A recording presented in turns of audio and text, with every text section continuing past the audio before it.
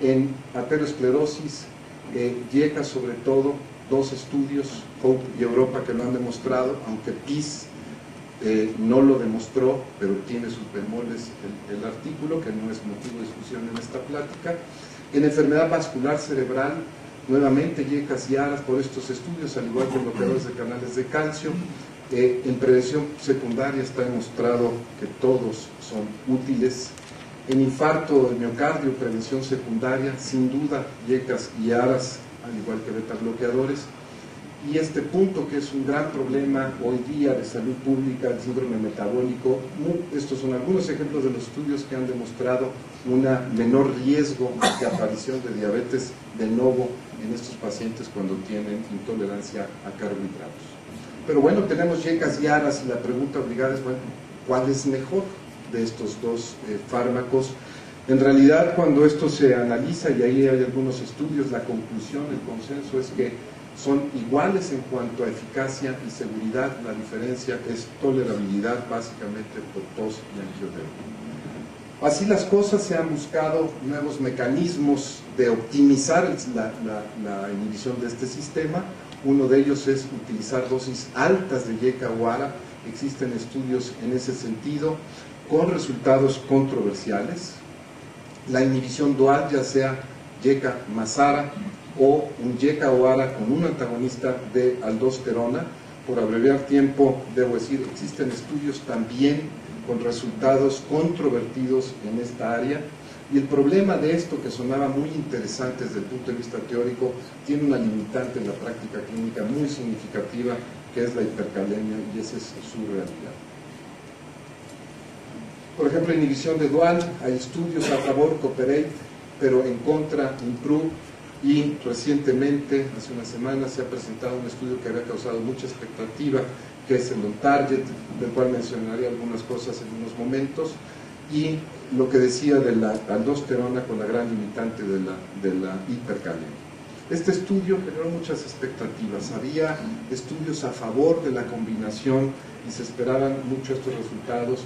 Hoy por hoy, la conclusión de este estudio es que no hay una diferencia entre los Yecas y Aras utilizados en este estudio y bajo las circunstancias, que eran pacientes de alto riesgo, un porcentaje de 1 de cada 3 diabéticos, casi la mitad o cerca de la mitad hipertensos, pero todos de alto riesgo cardiovascular, y tampoco hubo diferencia entre la combinación de ese Yeca o Ara contra el otro Yeca, en este caso Ramipril.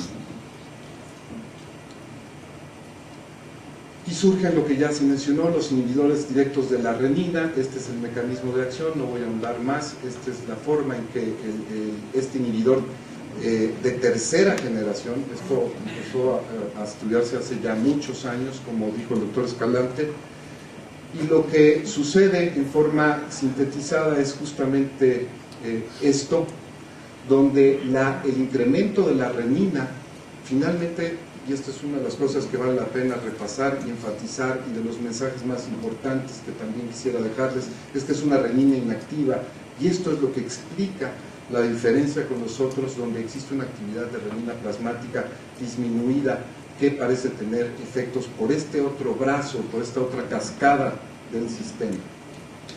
En esta tabla trato de resumir los diferentes aspectos, no los voy a cansar mucho, es una tabla muy grande, pero los aspectos diferenciales comparativamente con los inhibidores es que los inhibidores directos de renina disminuyen angiotensina, niveles de angiotensina 1, aumentan un poquito más las concentraciones de renina. Esto es importantísimo, disminuyen, a diferencia de los otros dos, la actividad plasmática de renina.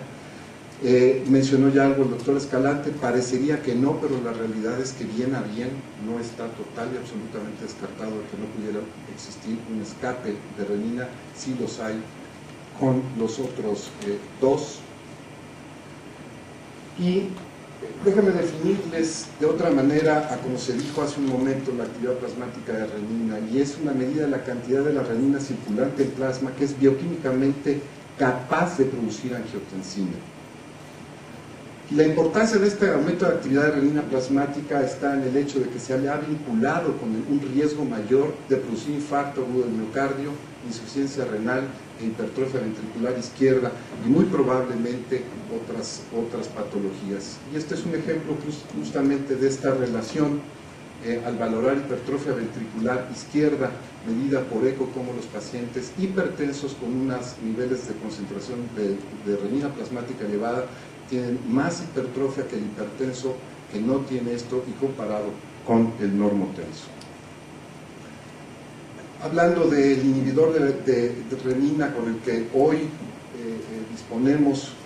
dispondremos, ¿qué evidencias tenemos?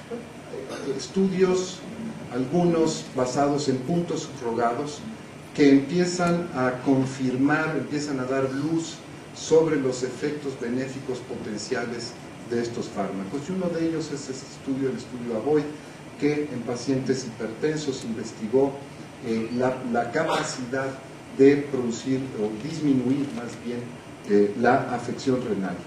Todos los pacientes recibían losartán a estas dosis y la mantuvieron, y esto es importante recalcarlo, a lo largo de todo el estudio, y un brazo ya en el estudio doble ciego fue hacia alisquirén, el otro placebo, y se incrementaron o se titularon al alza las dosis de alisquirén hasta 300 con una duración total de 24 semanas del estudio, y lo que se observó, una disminución franca en el índice de albúmina creatinina urinaria, que es uno de los marcadores más importantes, más fidedignos de daño renal, y como digo, en forma significativa redujo esta alteración. Curiosamente, vean los efectos sobre presión sistólica y diastólica, no hubo una diferencia, y lo que uno puede leer con este resultado es que no fue tanto la reducción de la presión arterial la que produjo el beneficio sobre el índice de creatinina albúmina, sino un efecto diferente a la presión, y es lo que hemos hablado. Se ha hablado mucho tiempo sobre los efectos pleiotrópicos de estos fármacos y los efectos benéficos vaya a otro nivel. Otro estudio es el estudio ALOFT en insuficiencia cardíaca, 302 pacientes en clase funcional 2 a 4 con hipertensión previa o actual, todos con tratamiento con YECA o ARA, todos con beta bloqueador y con un nivel de péptido natriurético auricular mayor a 100 como criterios de inclusión.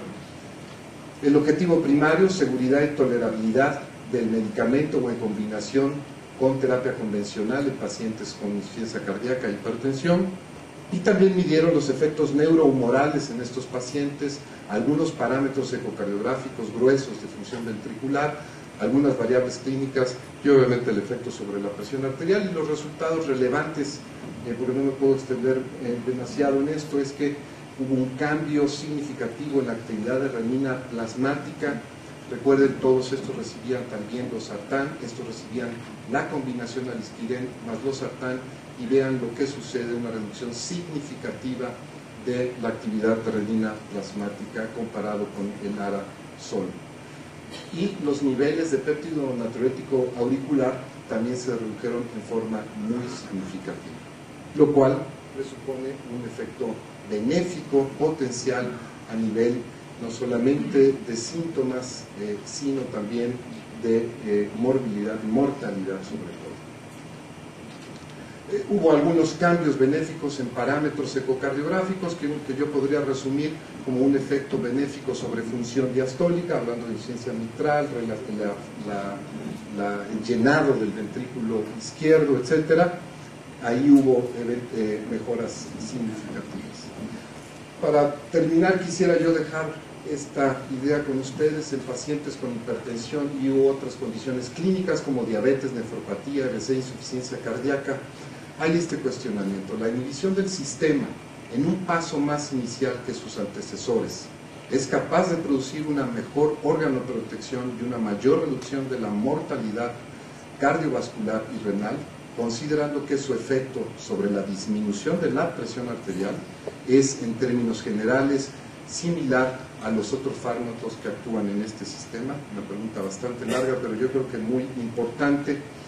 Y concluyo, y tratando de responder esto, justamente existen bases teóricas y algunas evidencias a nivel experimental, tanto preclínico como clínico, que apoyan que la inhibición directa de la renina tenga un desempeño